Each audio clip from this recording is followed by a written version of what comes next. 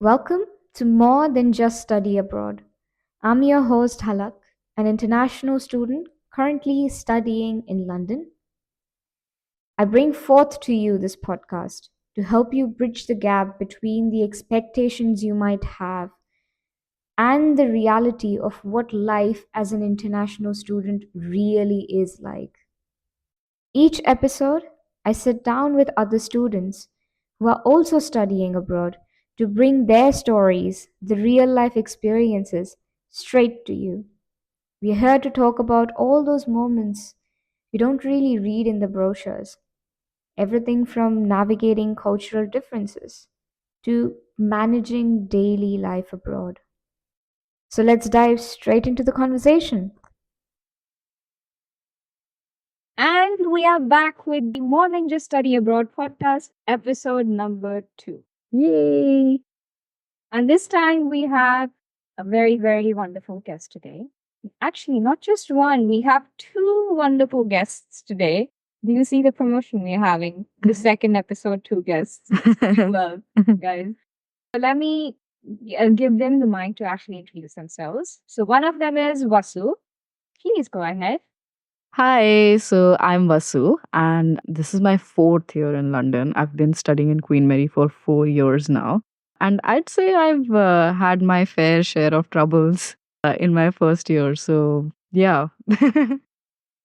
Hi guys, I'm Ayush and this is my third year in London. I am also studying at QM. I am doing a degree in business management and I think I'm doing it quite well. These are our wonderful guests. Now, what are we talking about today? This part of the episode is talking about what happens when you've actually landed in London. Like literally, when you've landed, got out of the flight, and you're getting into the airport. What really happens? Because it is a very overwhelming feeling. Number one, you want to take pictures of the flight that you have landed. You want to talk to your family. You want to actually just start feeling all the rush and excitement.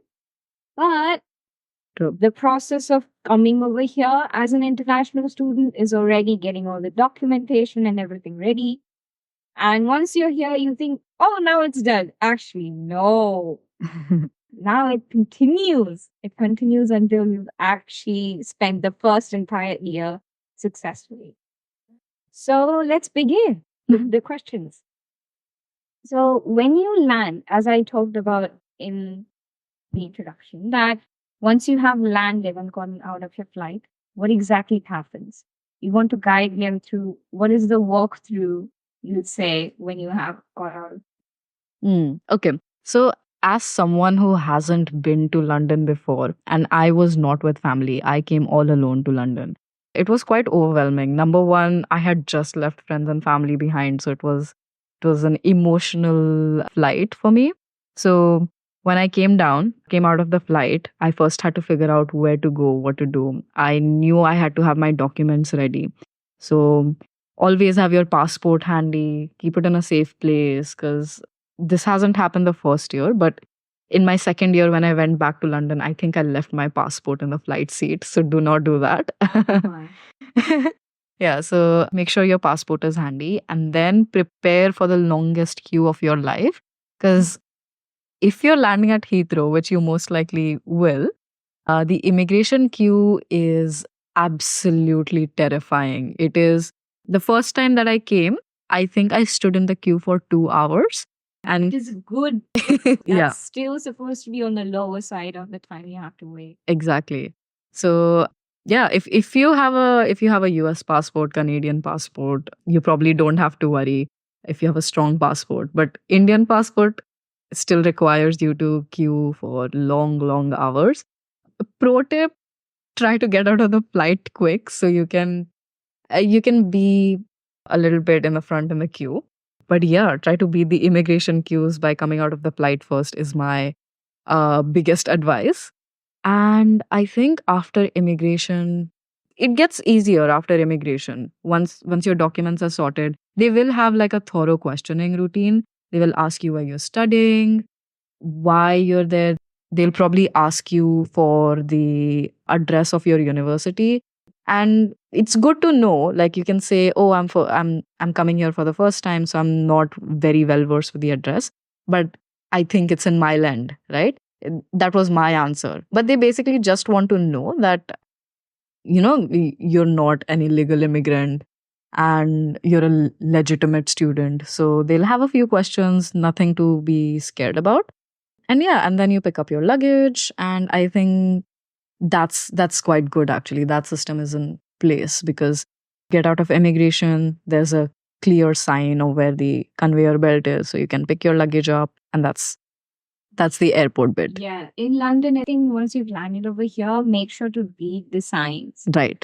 London is just a very silent city in one sense. Hmm. Just read the signs and you'll know which way you have to go. Yes. And also the staff is really, really helpful because, like I said, in my second year, when I didn't have my passport and I realized it in the immigration line, I immediately got out of the line, talked to one of the people working there, and they were quite helpful. They took me back to the airline. I wasn't allowed to enter the airplane, but they were very helpful. They said, we'll try to find it for you. And I think, especially if you tell them, oh, I'm a student, I'm new here, everyone's willing to help you. So don't be afraid to ask for help. That's really nicely said, Vasu. I would just like to add to that. Please connect to the Wi-Fi, guys. As Oh, soon yeah. as you get to connect to the Wi-Fi, and it's going to be like a long marathon. So my suggestion would be run, and so that you can cut the immigration line as much as you can. And after that, just baggage claim, and then you're out. And with the Wi-Fi, I think the issue I had with the Wi-Fi is I did not have a UK number the first time I entered UK. So I wasn't able to connect with the Wi-Fi because they send you an OTP on your UK number. So I don't know what's a way around that. I think I just managed to get a SIM card. Oh, I had a SIM card that they'd given me at the visa office in India. Yeah. Nevada, yes. Yeah. So I think I had that SIM card, but I don't think I used But it. it's So usually international Wi-Fi, so you just have to go there on where it shows the UK map, Mhm. and just go to India. So then it Oh, changes to +91, and then you go on and you type your Indian number that you already have, and I then you can connect see. to the Wi-Fi because you'll already get an OTP on that. Mhm. Okay, This I is see. the pro tip, guys. Yeah. Remember, because it's international Wi-Fi, you can Yeah. actually access it. For me, it turned it around by I had like international roaming package that I gotten from India when I was coming Oh, over that's here. so smart. So my Indian SIM card was still working when I landed. I did not use the Lebara one that I also Mm. got. So I just turned my internet on and I got the OTP and you can sign into the Wi-Fi over there. And That is that's really it. smart. They don't have a time limit on the Wi-Fi. You can use it Yeah. as long as you want. Just See, keep it simple. yeah. See, tech geniuses here. I didn't do any of this and I struggled. It's fine. We all learn from it, right? Correct. Yes, definitely. No. But when you come into the immigration queue, what documents are important Mm. in your Right. hand? Right. So I was asked for my passport, number one. I was asked for my boarding pass. I was asked for my CAS. So I think they just need proof of, oh, you are actually admitted into the university that you're going to. So you need your CAS. They also asked me for my statement of purpose. I think just to know a little bit more about, or just to make sure I'm an authentic student who like got admission into the university. Yeah. The Yeah. two most important documents, like Vasu said, one of them is your SOP. They do ask for your SOP. The other one is your CAS, passport, obviously. And the third one, try to keep any license or, for example, in India, we have got something called the Aadhaar card, which is like our nationality card.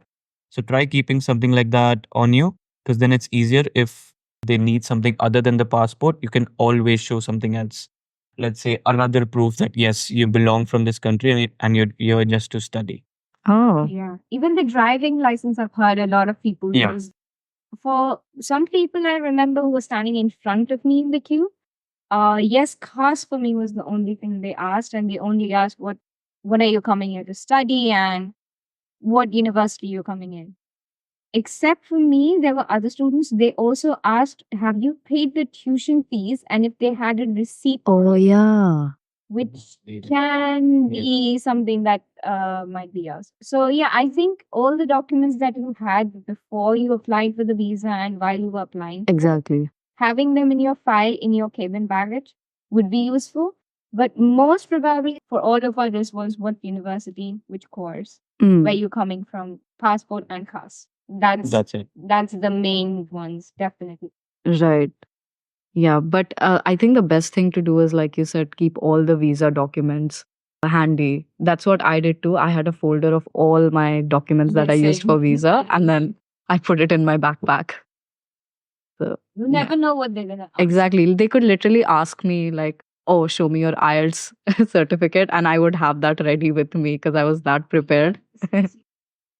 I don't think, I don't think they would ask for your IELTS certificate, but I'm just saying I came prepared. But just be Okay. prepared for Yeah. everything Yeah, beforehand. yeah. Don't stress. It's gonna be fine. Yeah. Yeah. But It's always good to be prepared. yeah, that's it. As long as they can make sure that you are a legitimate student who's coming over here to study at university. That's all the proof they need. So now, actually, let's go ahead. You've crossed the immigration line. You've got your baggage from below, from downstairs where you actually get it, and then you've gotten out. How would you suggest for a student who's coming over here first time reach their accommodation? Oh, so I had the worst experience for this Go because, ahead. Leave that. like I said, I came all alone. The one good thing that I did was I had cash with me. I had pounds in cash with me that I got from India. Keep that handy, keep cash handy. And now, what happened with me was I got out and I wasn't sure how to get there, right? How to get to Myland. So I just went out of the airport and I got a black cab, a black taxi, one of those popular black cabs you see in London, right? For just a background, black cabs in London are the most Expensive. expensive taxis, though they are considered to be the safest, actually. Yeah. They are considered the safest, but on the pricier end. Yeah. So I didn't know what taxi apps work in London. I didn't know how the transportation works in London. So one of the cab drivers offered to help me with my luggage because I had two massive suitcases, one small suitcase, and then also my backpack and stuff, right? So I was just a 5 foot girl with three massive suitcases. So this guy offered to help and he was like, "Where are you trying to go, miss?" And I was like, "Myland." And I was like, "I can take you there." And I was like, "Great, let's go," right? And he had a meter thing on. Now, I think about halfway, I didn't have internet, I didn't have anything. So, about halfway to Myland, I looked at the meter and it was already 80 pounds.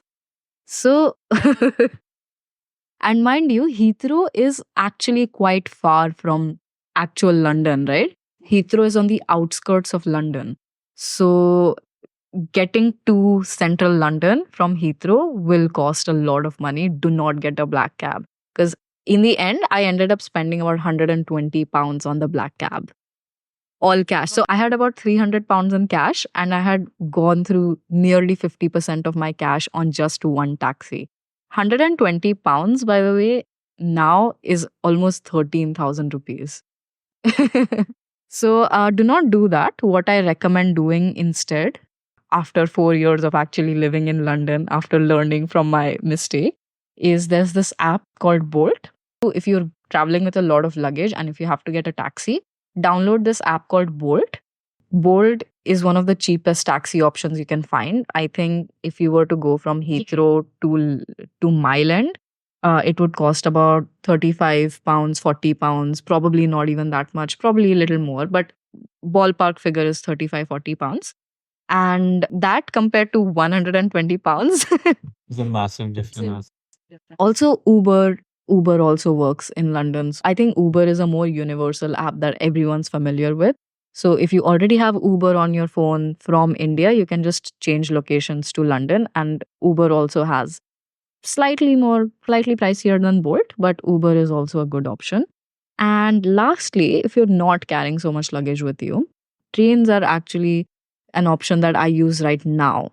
So, Yes, that's the option I use as well. Right now, yeah, because now I'm familiar with the transport. So I'm comfortable with using trains when going back home from airports. So the best thing to do, in my opinion, would be get the Elizabeth line. Elizabeth line has good connectivity. It goes from Heathrow to central London in less than an hour. So if you find your way down to London Underground, it's literally underground. So you'd have to go down the lift. It's very well Yeah, signposted. You can ask someone exactly. where Exactly. So just read the signs everywhere, find your way down to London Underground, and either take the Elizabeth line or the Piccadilly line. And both of them are very well connected, but I personally recommend Elizabeth line. Costs a bit more because Heathrow owns the tunnel between Elizabeth line and the next station. So it will cost you £13. But again, compared to 120, compared to £40 on the taxi, Oh, yes. big difference. It's very affordable. Also, I remember when I was coming to London, basically when I landed, it was around the time when the Queen died. Oh. So the central London had insane traffic. Oh no. And because of that, the cab that I had got booked already before coming over here, I told Mhm. then I just had to activate the sign up with it Mhm. and they'll be over here in the airport. All the cab drivers had changed their way to come into London because now they have to go from north or the south. Because Mm. now they cannot go through central London because it was Right. very Mm. heavy traffic. Mm. So I would say after having traveled in second year and third year this year via the Elizabeth line, it is so very convenient. Exactly. You can just hop on a train, sit there for 40 minutes. There's no traffic, there's no issues. The train is going to go there. And there's a lot of other students as well over there in the Right. train and the people. So you feel more secure in one sense. As It well. is one of the most safest and the cleanest lines out of all the lines Oh, that we yeah. have in Oh London. yeah. It's And the it's best one. yeah, and it's also cheaper. So all you have to do is just go downstairs.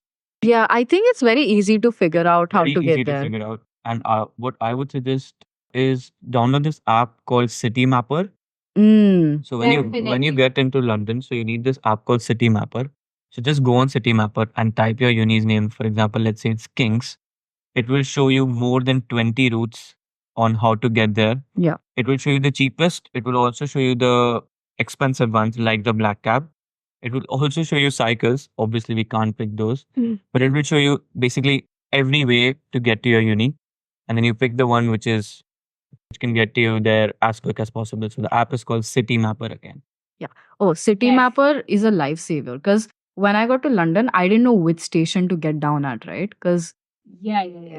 I just knew, oh, I had to go to East London, but I didn't know what station. And Elizabeth line doesn't go to Mile End. So what station do I get down at? Exactly. So you have to change trains because City Mapper will give you like a step by step walkthrough of exactly what you need to do. From Heathrow, you'd have to go to Whitechapel on the Elizabeth line. It'll tell you to get down at Whitechapel. It will tell you to change the train from Whitechapel, what time the train is coming, when you need to get there, what platform you need to get to, then what station do you have to get down from Whitechapel. It will tell you exactly how many steps away you are from Yeah. Myland station to your accommodation. It will be like your friend who's literally telling you step by step process on how to get from point A to point B. Like it'll be there for you, like always. And it's the interface is amazing. Like It's really easy to use. yeah, it's very easy to use, very easy to figure out. So yeah, instead of Google Maps, go for City City Mapper. Mapper. City Go for Mapper City in Mapper. London.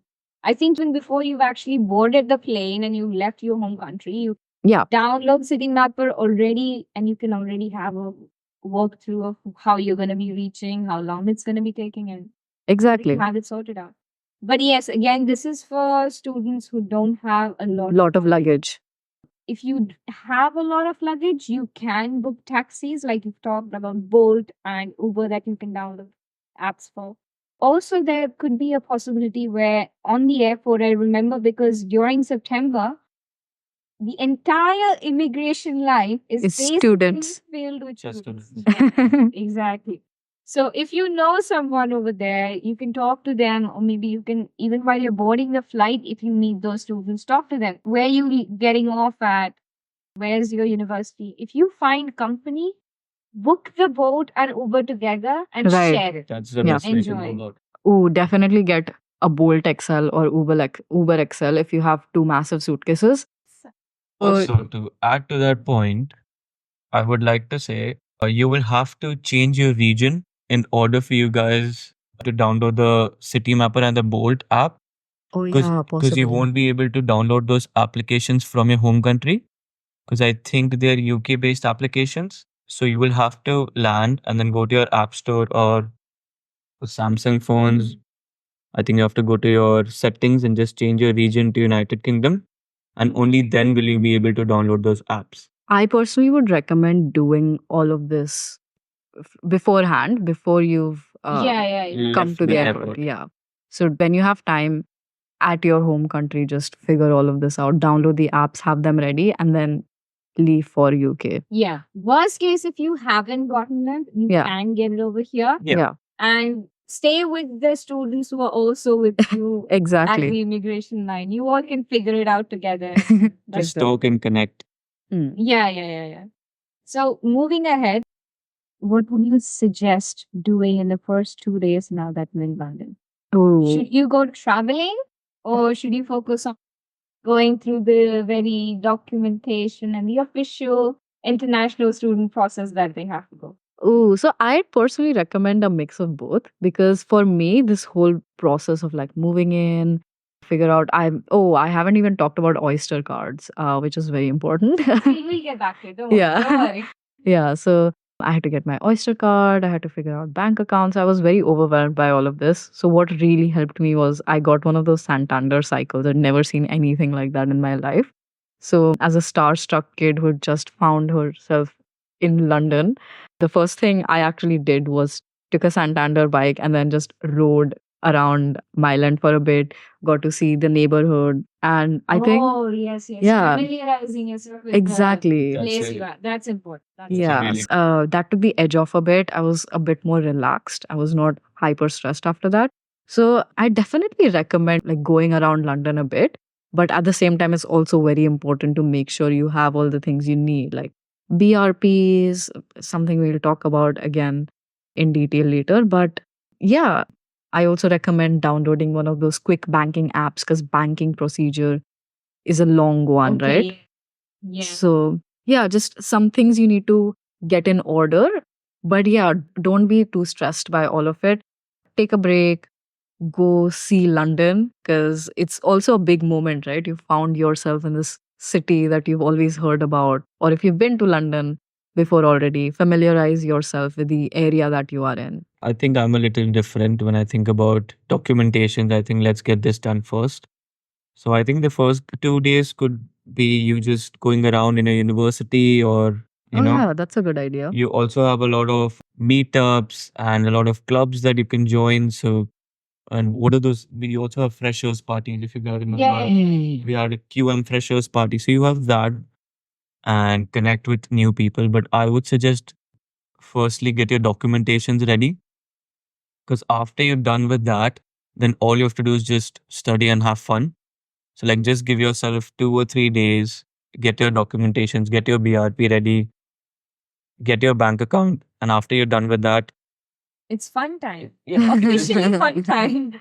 then you're in London. So just go and have fun. I agree with both of you, to be fair. They have different perspectives.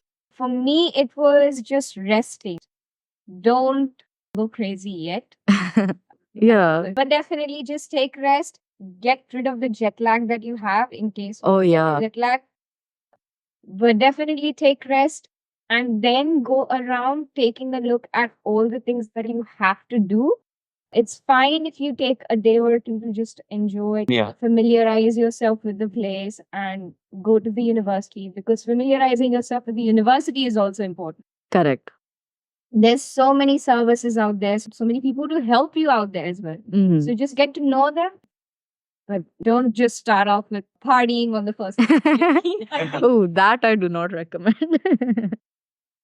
Okay, now moving ahead, if you spend the first 2 days, how about we start with the official documentation that actually scares people off? Oh, I hate this bit, but it is important, and it was very intimidating to me because right at the immigration's line, I was told about the BRP, that you will receive your BRP in a couple of days and you have to collect it from your nearest post office.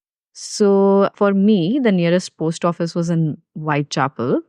I think this is just something you do when you're coming. You decide where you want your BRP to be. Oh, yes, yes. When Yeah. you have applied for your visa application, Correct. when it goes through, you might have received, when you give the confirmation letter that your visa is here, you would have received a letter with it Yeah. that says, this is where you get your BRP, and Correct. this is the letter you need to carry. Absolutely. So definitely having that in handy is useful, and you will go to the nearest post office Yeah. to just get your BRP. Yeah. And don't freak out if you don't get it right away. Because for me, I went to the post office and then they told me, oh, it's going to take 2 weeks. And I completely freaked out. And I was like, oh God, 2 weeks. I was told it will be ready. And I freaked out, but there's nothing to freak out about. Absolutely nothing to worry about. If it takes time, that's fine. Just go check back. Do not forget to collect it. That's important because eventually you do need to collect it. Yeah. BRP basically stands for Biometrics Residence Permit. So Exactly. it's basically one way of saying you are officially allowed to live in the UK. Exactly.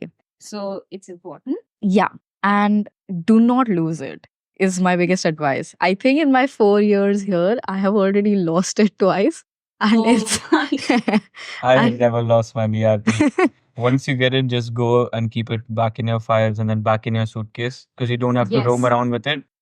You put Yes, yes, don't roam around with it. Oh, I use it as my ID everywhere because I don't want to take my passport out. And so I just carry my BRP everywhere. But yeah, try not to lose it because the process of like reapplying for it is just a bit of a hassle.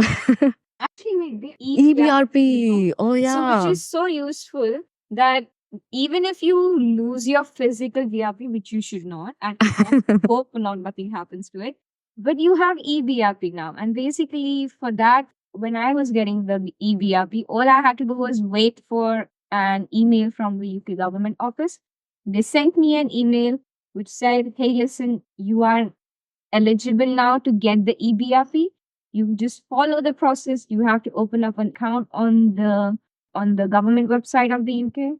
Once you've gotten that, that's it. They will Oh, yeah. issue the eBRP to you. So if you need to prove your identity, this is a great step. You can Yeah. do the eBRP nowadays. Yeah. And I think they're going to migrate fully to electronic BRPs now because I think 2024 is the last year, December 2024. December 2024 is the last year of physical BRPs. Oh, yeah. So that solves that problem.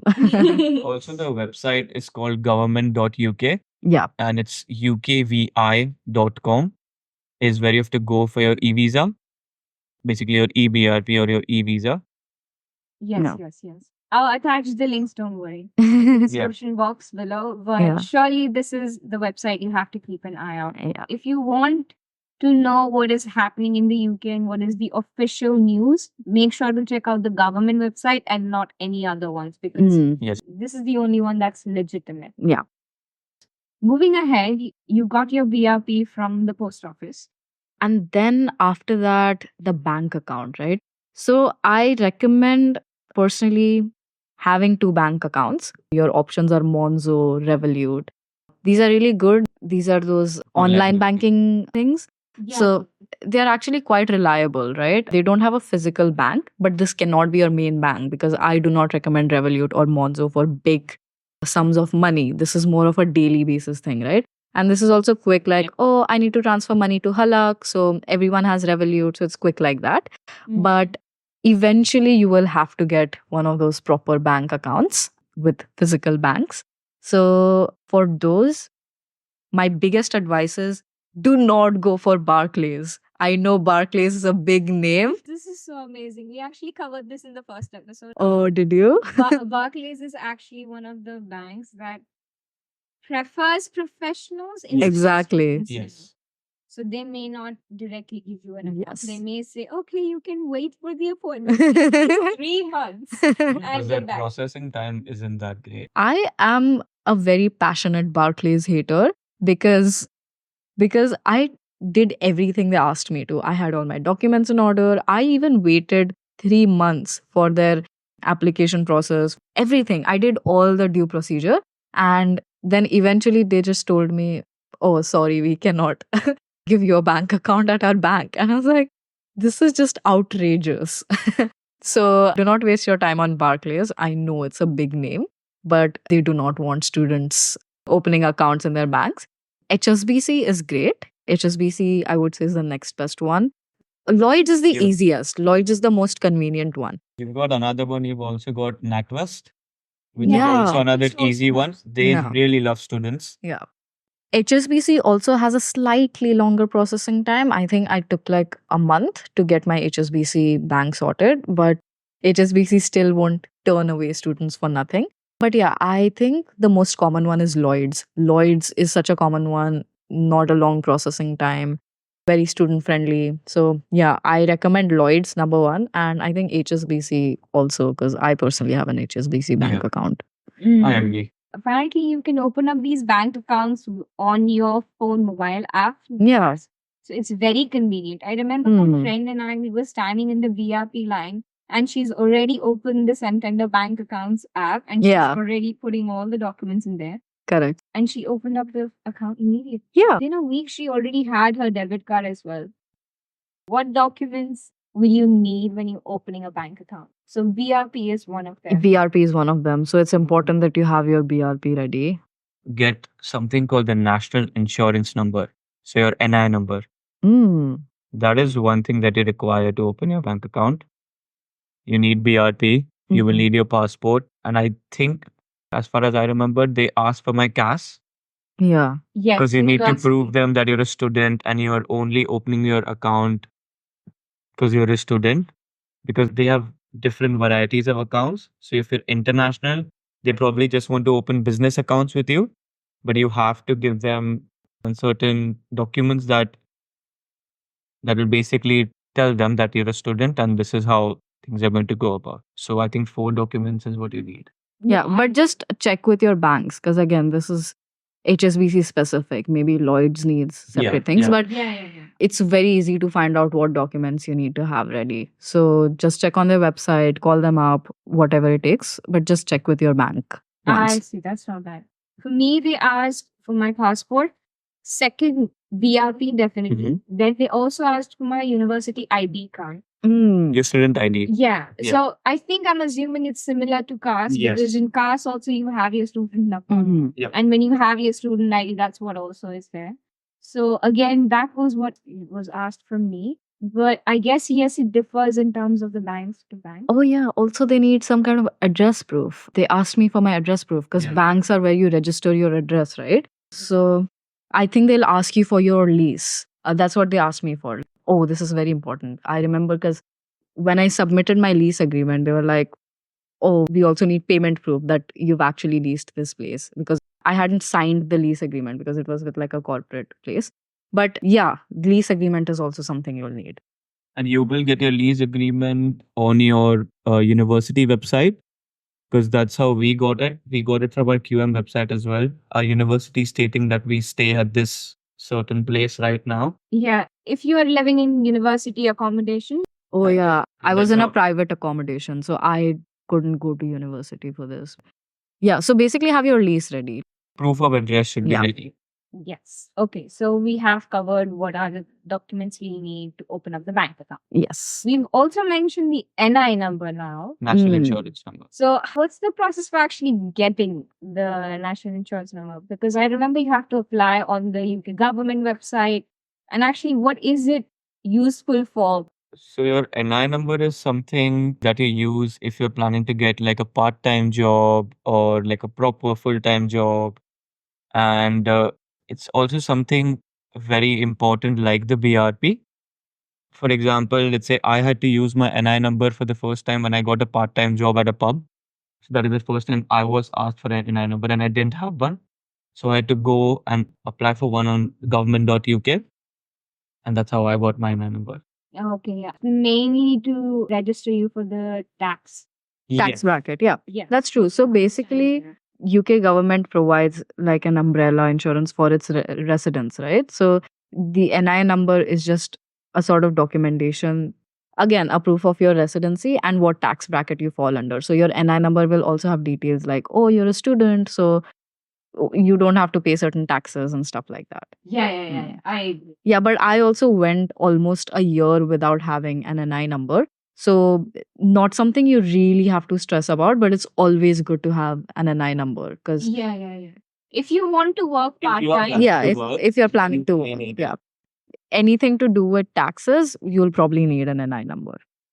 moving ahead, what else comes to my mind is registering with the GP. Oh, very important. Please do it, okay? Again, big mistake on my part. I went half a year without registering with the GP. Yes, but I do not recommend that. Definitely register with a GP. The one thing, I'm not a big fan of healthcare. I could literally be dying and I could call my GP up and they'll be like, oh, we'll get you an appointment in 2 weeks, right? So things just become worse if you don't already have a registered GP. Like, I could have some serious issue and they will literally put me on hold for a week because I don't have a registered GP. But when you have a registered GP, things are much quicker, much smoother because there's one particular place that's responsible for your healthcare, right? So, GP registration, again, find someone close by. I got a GP in my university. Mhm. That was very convenient for me. If Right. you have your GP close to you, Exactly. is if you are ill, you can actually walk to that place and say, hey, listen, this is what I'm feeling. I have an Exactly. issue about this. Because if you do get an appointment, the first person you'll be in contact with is your GP. GP. Correct. Yes. Over here in the healthcare system, that is the NHS, the Yeah. National Healthcare System, is basically you registering with the specific GP, and that GP is the one that you go for in any sort of illness or for any reason, Yes. unless it's an emergency, which is a different fact. Yeah. But they are the ones who will eventually signpost you to the right Hmm. doctor eventually. If they think, okay, this is more related to a cardiac Yeah. surgeon, we'll redirect you over there. But surely, yes, registering with the GP is important. Do it Yes. early on. Yeah. If something happens, you know how to actually get the help. That's where a lot of issues also pile up. But also try and keep your general day-to-day medicines with yourselves already. So there's this place which is called Boots in London. So just try to get medicines like ibuprofen or paracetamol. Just try to keep all of the general medicines with you always.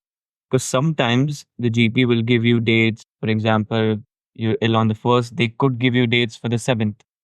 So what are you going to do then? So you need to have your general medicines with you always so that it's not a problem later on. Yeah, we'll attach a link to the registering, how to register with the GP. Yeah. Don't worry about that. And when it comes to registering with the GP, for me, it took me a month for them to actually get back to me and say, Oh. have been registered with the Oh. GP. It took them a month. Mine was a bit quicker. I don't know why mine was quicker. I mean, but you did it 6 months later. yeah, that's So true. that's when the rush for the students Yeah. have already gone down. Yeah, that's probably why. Yeah. Yeah, mine was done in the first week itself. Even mine was. Yeah.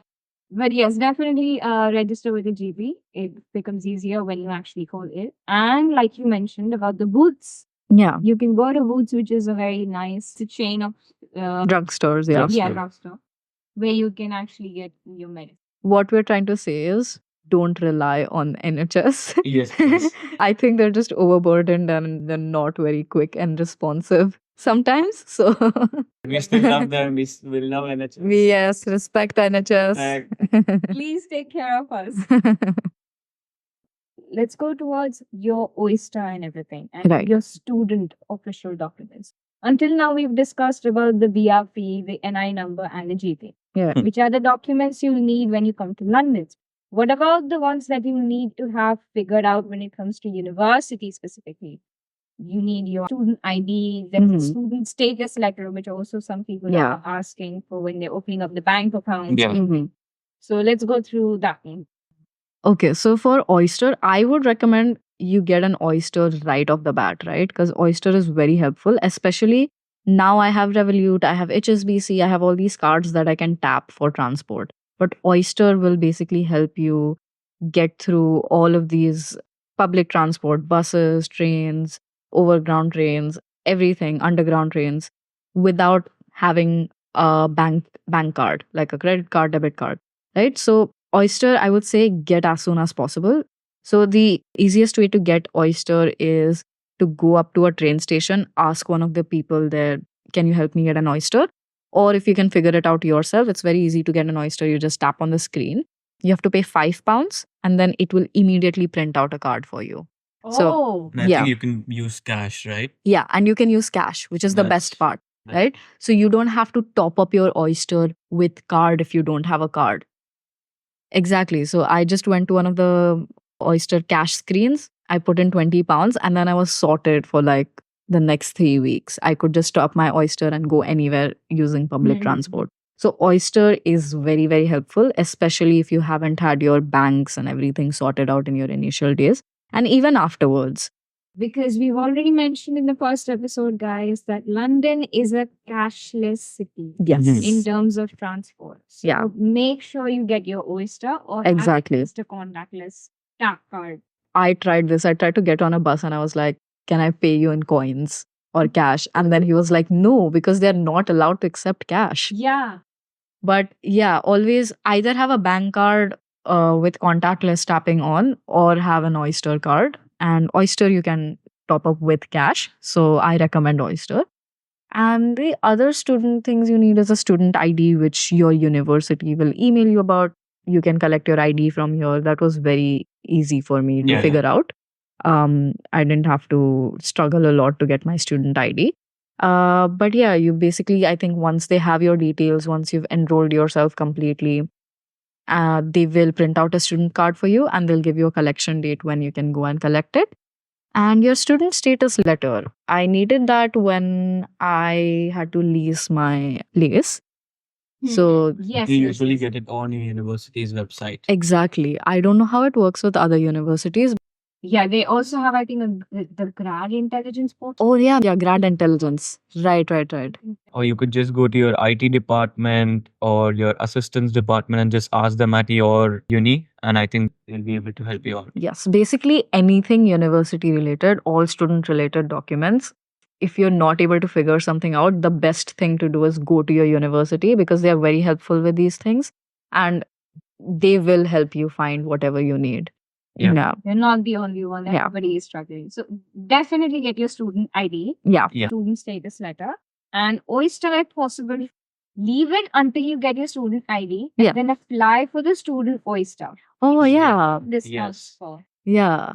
Okay, so sure, if you can get the student Oyster, try Yeah. to get it Yeah. because you get discounts from it when you travel. If you can't, get the normal Oyster, like she said, Yeah. from the station. Just ask them. Any they train can- station. Yeah. any train station. You can just directly get it from there. It costs £5. Just fine. And you can use cash. So that's Hmm. enough. Yeah. So even if you've not sorted out your bank accounts, you Yeah. can still Exactly. get the Oyster. Okay, so we've gotten what needs to be done in London. We know now what needs to be done when it comes to the documents for the university. Yes. Okay, let's move on to. We've already talked about this actually, when you mentioned City Mapper and Uber and Yeah. Bolt. I was thinking, let's talk about the apps that you want to have when you're traveling in London. If you want to now actually start exploring, now that you have done with all the necessary immigration part, Yeah. if you want to actually now travel around, what are the different apps you'd suggest having? I'm literally opening my phone to see what Yeah. apps I have. So City Mapper is a must have. Like I cannot emphasize on this enough. City Mapper is the must have app. Get, I would say Uber Eats, Deliveroo is the food eating app here. Deliveroo is a very helpful one. For traveling around, there's this app called Train Line, which is good for train tickets, but only if you're traveling like outside London or like long distance national rail travel. Train Line is great. What other apps do we use? I think City Mapper will basically get you covered. Yeah. Everything that you need. It has everything on it. So you don't need other apps. Another app that I can think of is Uni Days actually. Oh, Now that that's you're a good one. student and let's say you want to come and shop, you get discounts all the time in London because you're a Mhm. student. It's a very student friendly city. So when you log into your Uni Days, you need to put your student ID number and then you get University email address, right? Yeah, Yes, yes. yeah. University. university email address and then I think your student ID number. Yes. And then you get your Uni Days account. And let's say you want to go to Nike today and they have 20% off. All you need to do is show them your uni days and you get 20% off. Yeah. Unidays is very helpful.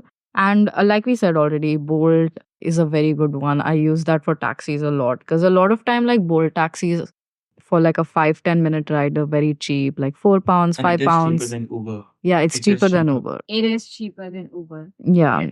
And cycles actually. Oh, yeah. You could get the Santander cycles for I think 25 or 30 pounds for a month. Yeah. So the Santander has a monthly pass. If you usually cycle a lot, Santander Cycle Pass or the Santander Cycle app is also good to have on your Yeah. phone. They have a lot of cycle brands in the UK. So Lime, Santander, Forest, these are some of the big names. There's a lot of them. Yeah. Oh, Revolut or Monzo, like I said, it's one of those banking Digital things. banks you want Exactly. to eventually have. Yeah. Try going for Revolut because then you can send the promotional details to all your new friends. You can make money off of them. Yeah, they have this. Revolut gives you like big money. It gives you 20 to 50 pounds to like get one friend on board. Yeah. So refer a friend discount. They have high referral bonus. Of course. So yeah. So I think Revolut should be the way to go. I think those are all the really important ones that I have Do on you my want to phone. recap all of them Okay, for them? yes. Great, good idea. So Pick one, whichever you yeah, city map. I'll go in like order of importance. I think City Mapper to me is the most important app. I would literally not be able to function without City Mapper, even 4 years after. The second most important one for me is Deliveroo because I order a lot. And then apart from that, just apps like Trainline and what else did we talk about? Unidays. Unidays. Yeah. Yeah. Don't miss out on uni days because you guys will get a lot of discounts on that. Yeah, especially if you're shopping. Like I know all students do like their first big shopping in London after they come. So uni days you should definitely have. Like I got such a massive discount on JD when I got my shoes and stuff. I got a massive discount on my jacket, on my North Face jacket. Oh, So I saved about 30% on that. that's That's crazy. Yeah, and the North Face jacket is, let's say, about 300 pounds. So I saved approximately 90 or 100 pounds on that. That's crazy. So that's how helpful uni days can be sometimes. Yeah. I will say yes. It is September, so expect there to be discounts. Yes. Don't worry. Oh yeah. A lot of students, just like you, are coming over here, and they know that everybody will be going to shopping when Yeah. they have just moved into the new accommodation and university. And London is very student friendly. So even with Deliveroo, you can have a student account where you get free delivery. Just always ask for student benefits. Assume there are student benefits because they're most likely are student benefits. Yeah. Point. That's what I've been doing for the last 3 years. Everywhere and anywhere I go, I always ask for student discounts. That's how you always save money. That is true. It's important to make use of that identity as a student. Okay, let's move ahead because we were already talking about, the Deliveroo and the Uber Eats app. When it comes to just buying things, now that we're already talking about uni days and discounts, what places would you go to get the basic stuff for your accommodation now? Which stores would you suggest in London? Ooh, fun. Okay. I remember. We mentioned Boots if you want Yeah. to start with that. Oh yeah, Boots is a very important one because it has all your basic stuff, all the medicines you need, your shampoos, shower gels, Your makeup, perfumes, they've got everything. everything. They've got everything. All your toiletries, medicines, everything. Boots is the one-stop destination for that. Yeah, and Boots is also one of the like top stores that will come up in very well-known store in the UK, right? Everyone knows Boots. Yeah. For your home stuff, a very cheap shop but also with good stuff is Wilko. Wilko is where I got a lot of my like essential home stuff like plates, mattresses, stuff like that. Wilko is great. So find your nearest Wilko. It's spelled Wilko. Yes. Wilko is amazing. Primark is another like very, very big name. Exceptional. Yeah. Yeah. You get everything basically. Yeah, you get everything in Primark. Primark also has a home section, which is kind of amazing actually. So also very cute stuff. So definitely check out Primark home section. Primark is the most affordable, like everything clothing, mostly brand in the UK. Primark is everywhere in the UK. So just go to Primark once and you'll probably find everything you need there, like glasses, plates, clothes, even skincare stuff, mattresses, bed sheets, pillows, duvets. At a very affordable price. Yeah, affordable yeah. price. And You also have places like Argos. Argos is good, So that is especially also a for one-stop destination for yeah. everything.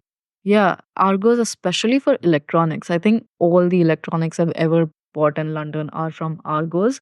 And it's easy to operate because Argos, you can actually just order stuff online and then collect it from your nearest Argos. Because sometimes when you go to Argos, they will not have what you need exactly in the store because Argos has limited inventory in the store. And even when you go inside an Argos store, don't get confused because they have these screens. What you actually have to do is go to the screen, first look up what you want, and then check if they have what you want in the inventory. If they have it, they'll bring it to you. If not, you can collect it later. So, It's convenient. yeah, Very convenient. Argos is one of the Argos is great. really nice. And London also has these like Poundland concepts, right? So where you basically get stuff for like £1, £2, £3, very cheap. So I wouldn't recommend getting like high quality stuff from there. But spoons, plates, Yeah. again, stuff that you can get for like good prices. Stationery is good. I get a lot of stationery from Poundland stores. And Also, Asda superstores. yeah, Asda, Sainsbury's. So for groceries, just find your nearest grocery store. Like Asda is one of the cheapest ones, and Lidl, Lidl and Asda, yeah. Lidl is a little difficult to find. Yeah, sometimes. But if you have a Lidl near you, I never had a Lidl near me, but if you have a Lidl near you, everything's sorted.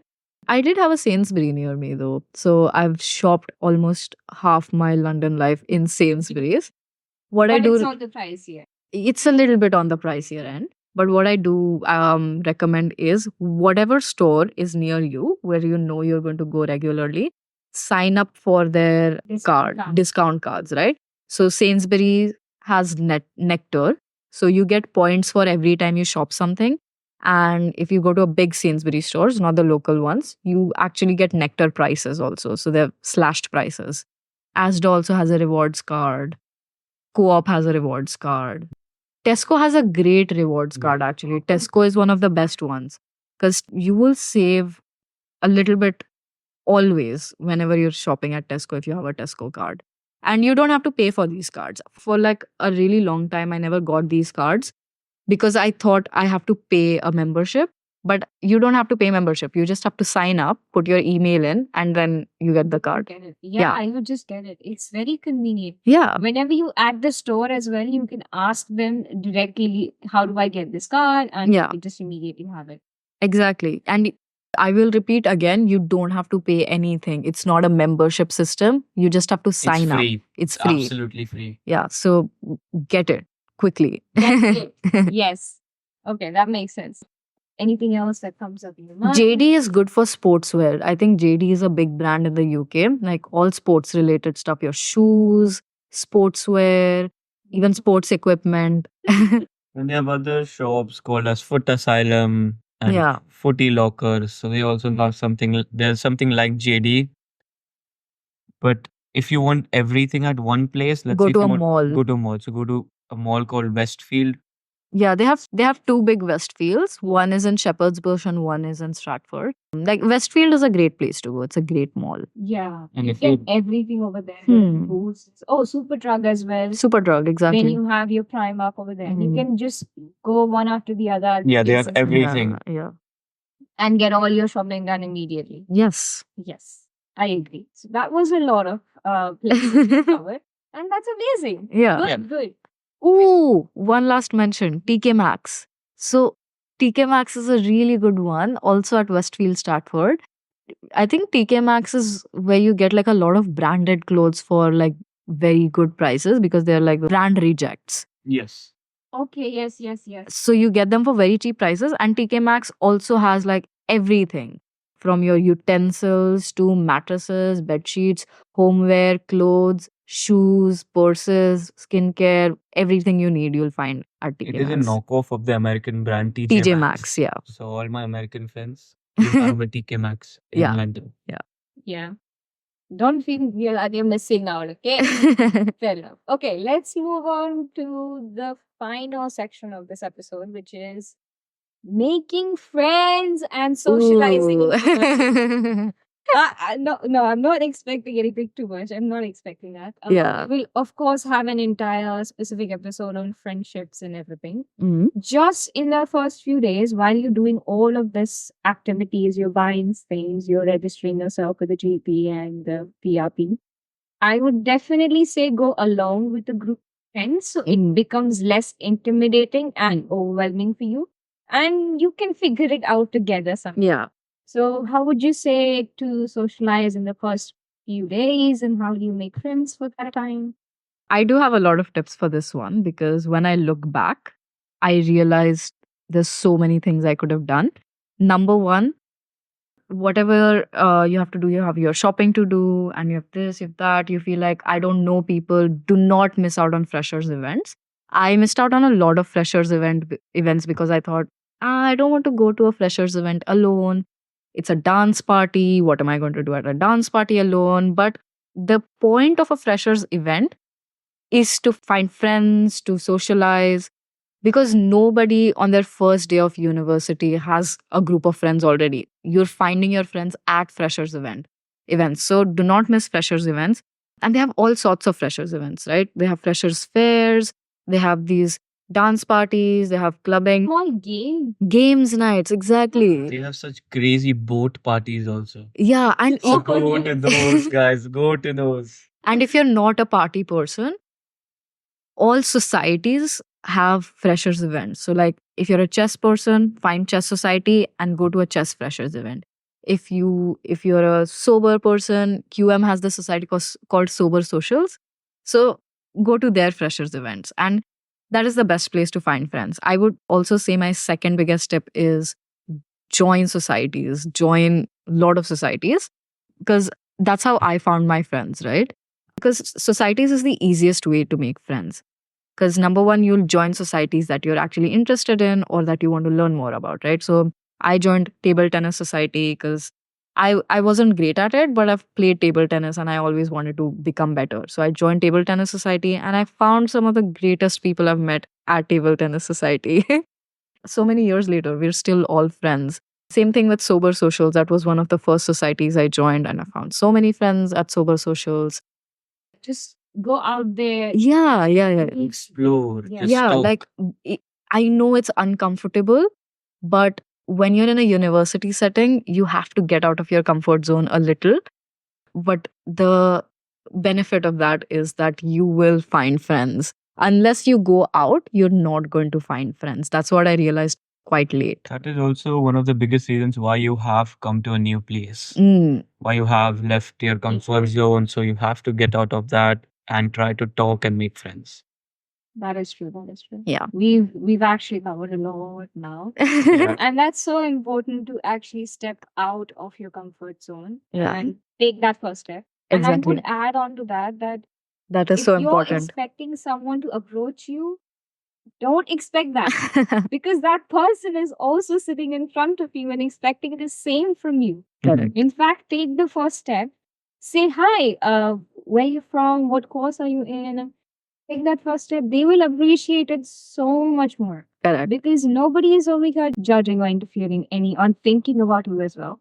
They are Exactly. just Yeah. worried and preoccupied with their own fears and thoughts, and how can they take this step forward? Yeah. So just take a step. Oh, yeah, absolutely. Talk about Absolutely. And everyone's on the same boat as you. Like, literally. Because I remember I was so scared of going up to people.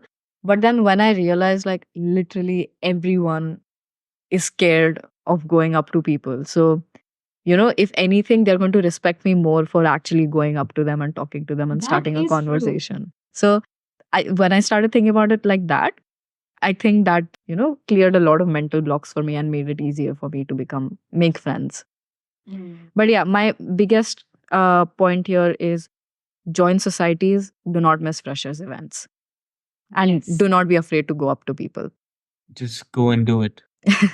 You've got this, guys. You can make friends and go along with them on this journey of actually becoming this official international student because yes, you have a lot of documentation and everything, but it will be a very fun journey when you have one more friend along with you Yeah. going for shopping, buying random things and putting them in your basket and saying, we're going to need this, even when you don't. Yeah.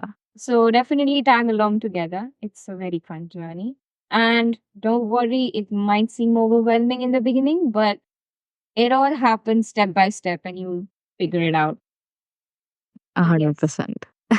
Okay, now because we've covered a lot of points now, how about this? We put 5 or 6 maybe takeaways because this is a long episode. Oh, yeah. We can go one after the other, whoever wants to take up first. Like, even if you miss the entire episode, don't forget to take away these 5 important or 6 important things that we're mentioning. They are the key ones over here. Oh, okay. So I'll try to go in order of how I remember things. Download City Mapper on your phone even before you've come to the UK, and when you're on the airport, run for the immigration line because it's most likely going to be huge. That's my first one. My first one is going to be after you've taken your 2 days of your rest, get on to start applying and doing your things for your documentations. And the first document will be your BRP, which is Biometric Residence Permit, and get that done ASAP. Okay, great. We've covered immigration, we've covered documents. I'd say when it comes to traveling in London, once you have your student ID card, so of course, once you've got your VRP, check out if there's a student status letter you can get all the documents from the university, and then you can go ahead and get the student Oyster card and enjoy the discounts. Mm-hmm. And finally, open up an even bank account over here, like a digital one we mentioned, like Monzo or Revolut, so you can freely travel around as well. And now you can go for shopping, which you might need. Mm-hmm. Next one. Once you have a digital bank account, apply for an big bank account, and the banks I recommend are Lloyd's, HSBC, and NatWest. The bank I do not recommend at all, do not go to Barclays, no matter what. So after we're done with our documentations and we have a bank account, the next step is to go out and shop. So I would suggest an application called the Uni Days, which will save you guys a lot of money because it has a lot of student discounts on it. And a one-stop destination for all your brands is going to be a mall called Westfield, which is either going to be in Stratford and there's another one in Shepherd's Bush. Let me end this with the fact that when you're going to shopping, when you're going to get your VRP and everything, make sure to tag along with the friends. And to make friends, make sure to take the first step. So that's it for a wrap, I guess. Yes. Yes. Lovely conversation we've had today. Covered a lot of things and Yes. we've actually went into depth of what needs to be done and what needs to be covered. So it was great having you, Vasu and Ayush. Hopefully you we'll so have much. you guys again on the podcast very, very soon. Very, very soon. And thank you so much for sharing everything so well. Thank you so much for having us. And can I just say, if I had heard a podcast like this on my first year here, that would have made things so much easier for me. So thank you so much for Totally. doing this for everyone out there. I understand. Because we all went through the similar Yes. struggles, Correct. right? Correct. When you started off with mentioning about the airport Yeah. and you said, oh, I made this mistake. We starting off with sharing our mistakes and where we had troubles. Yeah. Of course, it is necessary to make sure the other ones that don't make it, okay? Yeah. London is just as beautiful and vicious as it can be, the True. way it happens. Yeah. Okay. Thank you so much for having us, Haluk.